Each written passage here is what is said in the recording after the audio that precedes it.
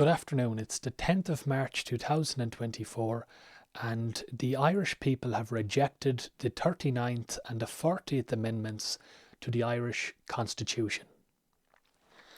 If we take a look at the referendum outcome, in the Family Amendment, the Irish people have voted 67.69% in favour of no, whereas in the Care Amendment, 73.93% of the vote has been returned as a no.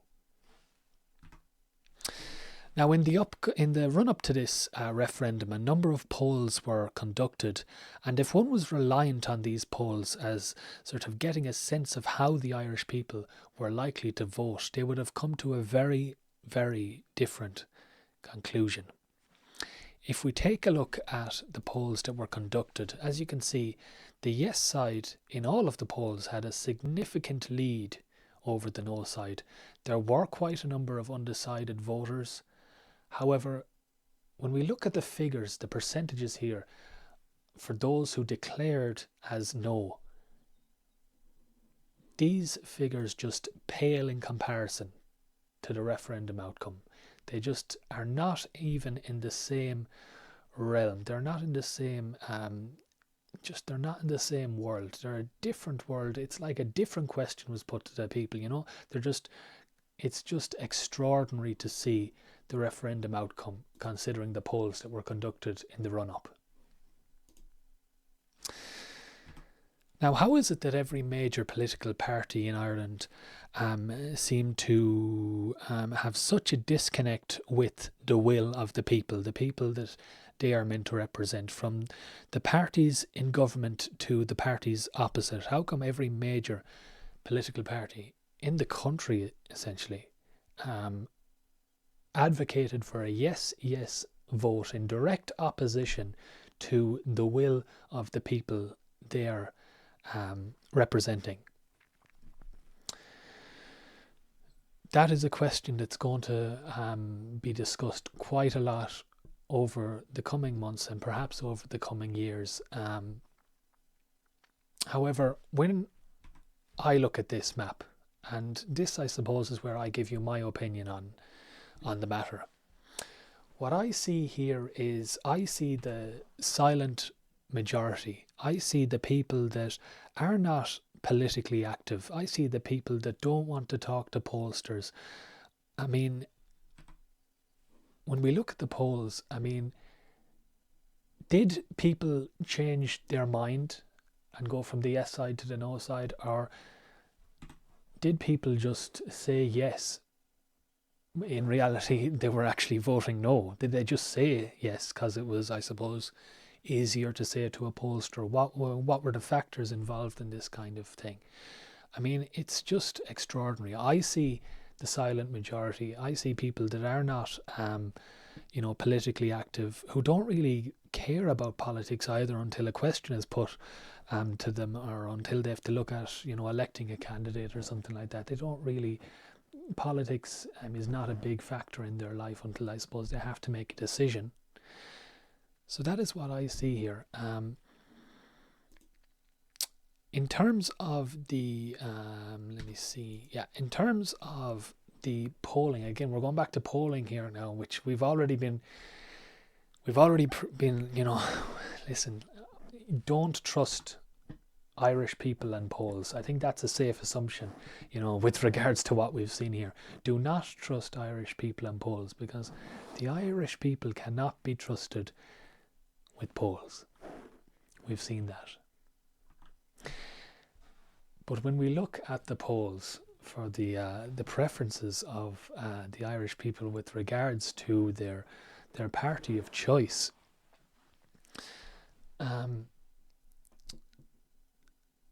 Sinn Féin out in the front, Fianna Fáil, Fine Gael in second and third. However, late last year, something happened where it seemed like whereas Sinn Féin lost support, independents and others down here in fourth place began to gain support. something kind of happened here where people that were previously supporting Sinn Féin kind of did not feel comfortable or just decided to move away. And that vote seemed to have gone towards, that preference seemed to have gone towards independence and others. Now, Irish nationalism, we have, I would say, a rise or a sort of, I would say a rise in Irish nationalism. However, it's, I suppose, a different type of Irish nationalism than that which is currently found in Sinn Féin. It is an Irish nationalism with a more conservative outlook, as opposed to Sinn Féin being a very progressive party in combination with Irish nationalism. And it is quite evident that, I suppose, certain progressive, and I suppose the more pronounced progressive narratives, the more pronounced progressive activists, and the more pronounced progressive ideology that we've seen, I would say, over the last 10 to 15 years.